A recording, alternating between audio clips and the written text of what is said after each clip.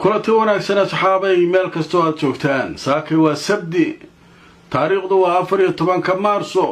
barnaamijkana waxaanu ku faahfaahinaynaa meel walba saakay qiiq ayaa ka socda iyo uuro dhinacyada xalay waa la isku baabay wax la isu reebtay ma jiraan Trump ayaa hadlay oo u hanjabay Iran ayaa iyaduna ka daba hadashay oo u hanjabtay isaga iyo Netanyahu haddaba xaaladaha sida ay yihiin wixii xalay la isku sameeyay hadallada la isu isticmaalay iyo waxa soo socda iyo waxa la filan karo iyadoo maanta toddobaadkii saddexaad dagaalka uu galay ayaynu barnaamijkeena ku faahfaahinaynaa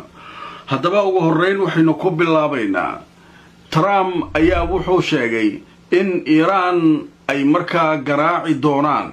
si aan horay loo arag ayaanu u garaacaynaa ayuu yiri haddaba warbixinta Donald Trump ayaanu halka ku soo gudbinaynaa madaxweynaha Mareykanka Donald Trump ayaa xalayto waxa uu ku dhawaaqay in weerarada ka dhanka ah Iran ay sii xoogaysan doonaan toddobaadkan bilaabanaya ee saddexaad iyo in dagaalku uu markaa dhammaan doono marka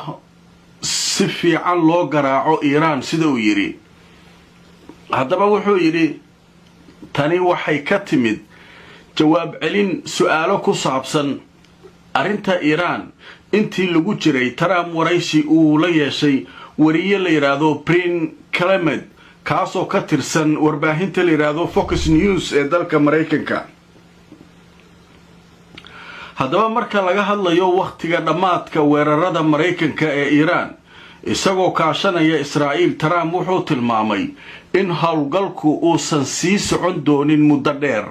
lana soo gabagabayn doono dhawaan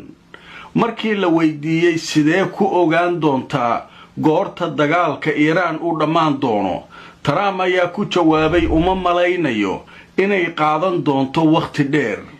waxay dhammaan doontaa marka aynu si xooga u garaacno Iran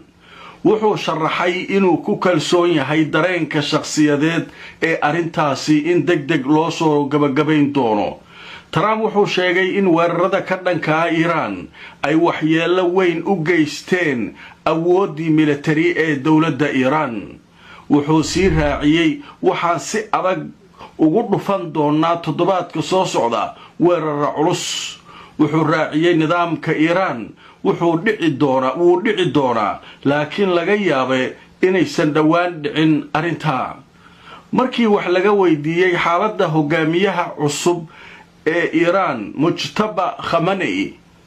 oo ahaa wiilkii hogaamiyihii sare ee geeriyooday Ayatollah Ali Khamenei oo lagu dilay weerarkii Mareykanka iyo Israa'iil Trump wuxuu ku tilmaamay wiilka xilka qabtay inuu hadda dhaawacan yahay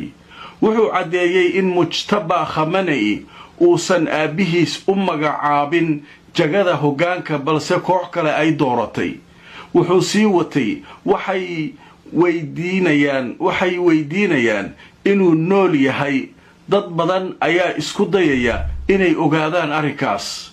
waxaan u malaynayaa in Mujtaba inuu nool yahay laakiin uu dhaawacan yahay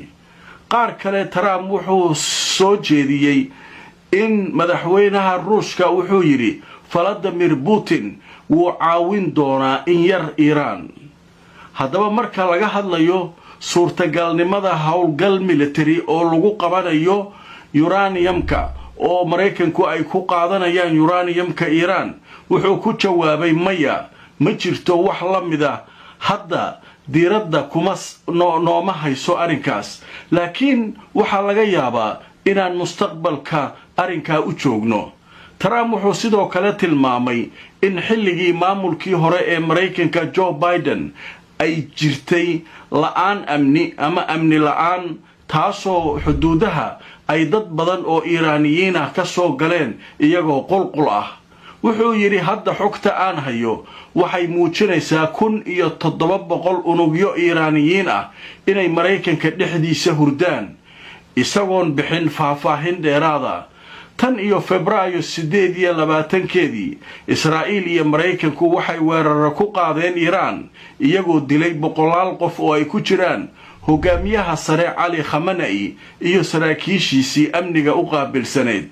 tahraan waxay iyaduna ku jawaabtay inay gantaalo iyo diyaarado daroonis ah ay ku weerarto israa'iil iyo danaha maraykanka ee gobolka. waraysigaas waxaa laga qaaday Trump dhowr arrimood uu ka hadlaysaa maqlayseen in mujtaba nool yahay wuu sheegay. wuxuu kaloo yiri wuu dhaawacan yahay. ruushka la weydiiyey ka warranayay ruushka Iiraan wax ma siiyaan wuu siin doonaa yiri laakiin waa in yar wax badan oo xoog leh oo annaga caqabad nagu noqonaa ma siin doono leeyahay. wuxuu leeyahay toddobaadkan bilaabanaya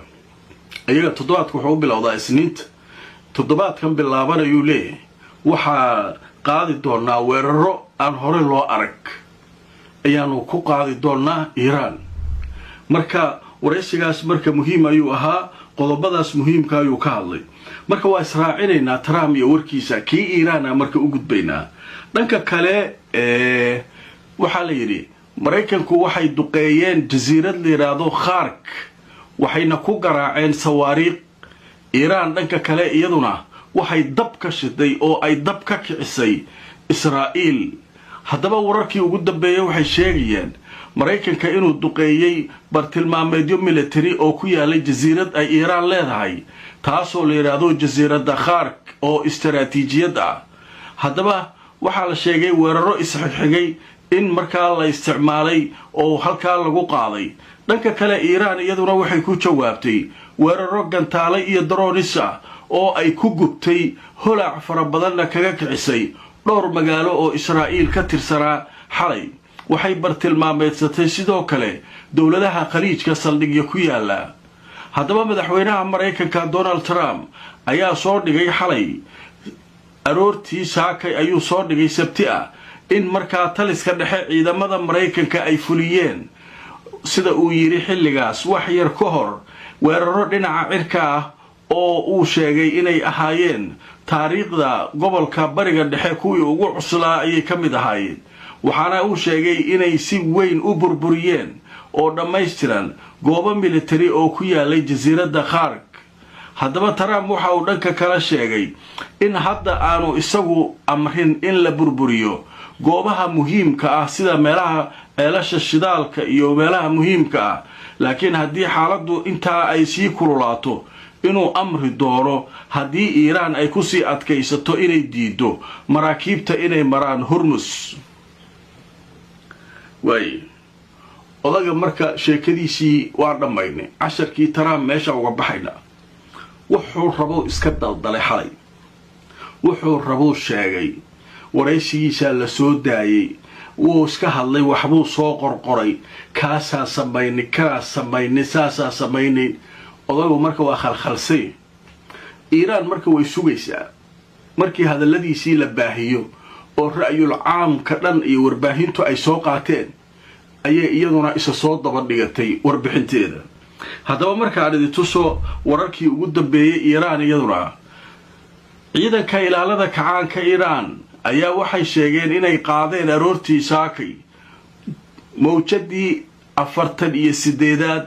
ee howlgalka ay ugu magac dareen al-wa'du as-saadiq 4.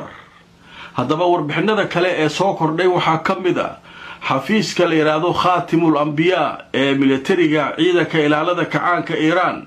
ayaa waxay si kulul ugu jawaabeen hadalladii Trump ee ahaa inuu bartilmaameedsan doono goobaha muhiimka ah ee Iiraan ama kaabayaasha muhiimka ah.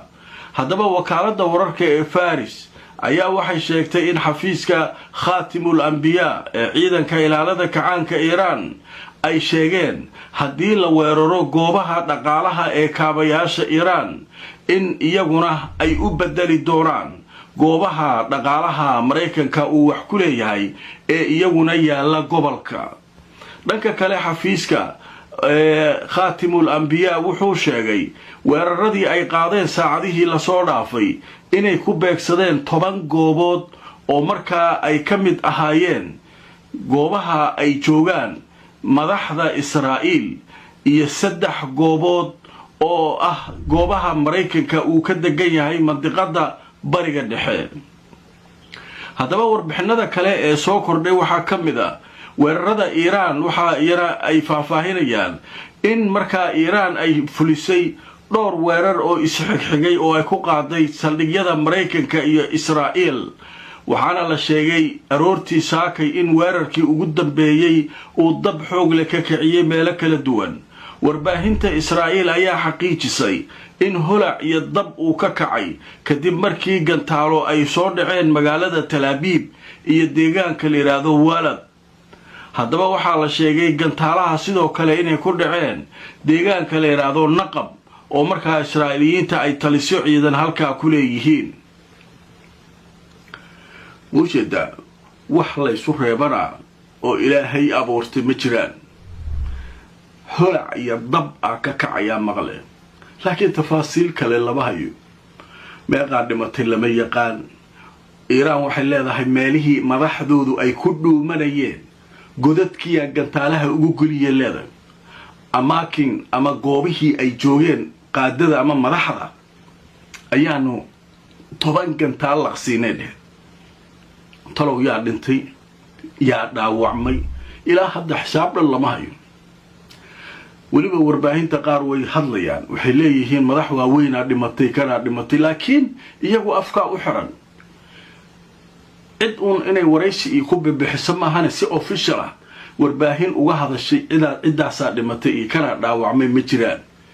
sababtoo ah warbaahintu iskama hadli karto hadhow waa la qabsanayaa warbaahinada waaweyn ee caalamka waa la dacweynayaa ilaa xog rasmiya caddayma ay haystaan marka nimankan xogtoodii oo dhan waa qarsadeen iiraan sidoo kale jugtaa lagu hayaa iyadana waxayda waa qarsatay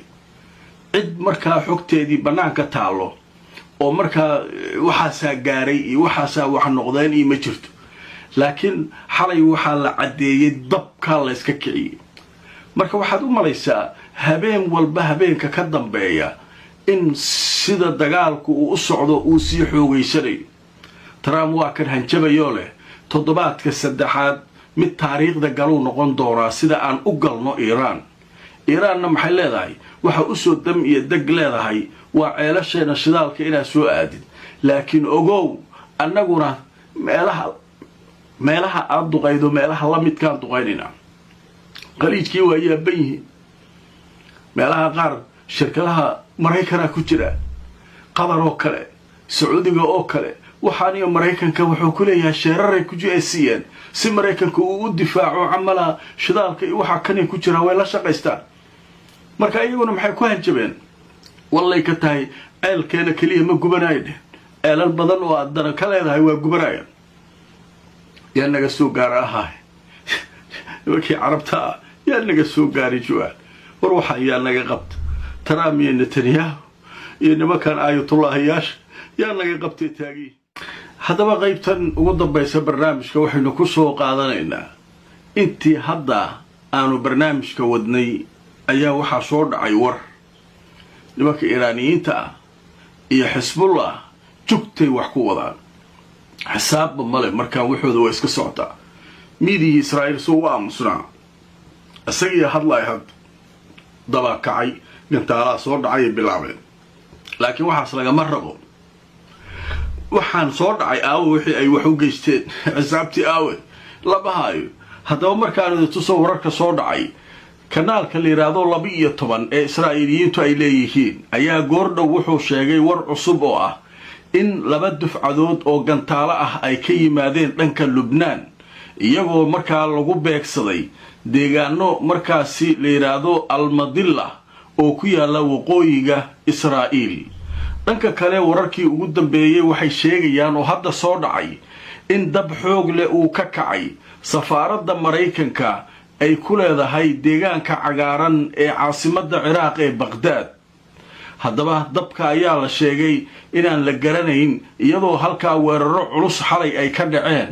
iyadoo israa'iilna ay maraykankana uu weeraro ku qaaday awlaaddii iiraan ee ciraaq iyaguna ay safaaraddiisii iyo goobo kale gubeen xisbullahina waxay sheegtay goor dhoweyd inay bartilmaameysatay koox ciidanka israa'iiliyiinta ka tirsan deegaanka la yidhaahdo talitul khazaan bilcadiisa haddaba waxaa la sheegay ciidamada israa'iiliyiinta ee halkaa ku sugnaa in lagu weeraray gantaalo halkaasi lagu garaacay. dhanka kale siiriga digniinta ayaa laga maqlayaa deegaanka la yidhaahdo Kiryat Shimona ee waqooyiga Israa'iil, halkaasoo laga baqayo in ay gantaalaha Xisbullah ay ku dhaceen. dhanka kale wararka ka imanaya wararka kale ee soo dhacay waxaa ka mid ah xafiiska warfaafinta xukuumadda Dubai ee dalka Imaaraadka Carabta ayaa waxay sheegeen in ay dhammaadeen weeraradii ku socday Imaaraadka oo markaa ay soo dhaceen gantaalo firirkood oo markaa gantaalihii lagu soo weeraray ay ka hortageen, balse firirkii ay meelo kale ku daateen sida la leeyahay. haddaba dhanka kale waxaa la sheegayaa kooxaha ciraaqiyiinta ayaa iyaguna goor dhow war soo saaray. waxay yidhaahdeen 8 howlgal ayaynu fulinay oo culus 24kii saac ee lasoo dhaafay. waxaynu ku qaadnay gudaha Ciraaq iyo meelo kale oo ka mid ah gobolka. waa u jeedaan wax isu naxariisana male. iiraan iyo awlaadeedii waxay hayeenay ridayaan, Israa'iil iyo Mareykan iyaguna waxay hayeenay ridayaan. saasaa meel walba qiiqa uga baxaya. ilaahowna mooti xaalku ma sahlana. wixii cusub waan idiin soo ururin doonaa haddii alla idmo, iyo barnaamijyada dambe ku xirnaada barnaamijyadeena xaqaa'iqa ku salaysan, innagoo mar walba idinla wadaagna mawduucyada iyo wararkaanu soo gudbinayno halka ay ka yimaadeen. nagu soo biir haddaad nagu cusub tahay, subscribe ka samayso youtube-keena, facebookana follow garayso si aad barnaamijyadan xaqaa'iqa ah aad u daawato. inta aan mar kale kulmayno asxaabay, nabadgelyo.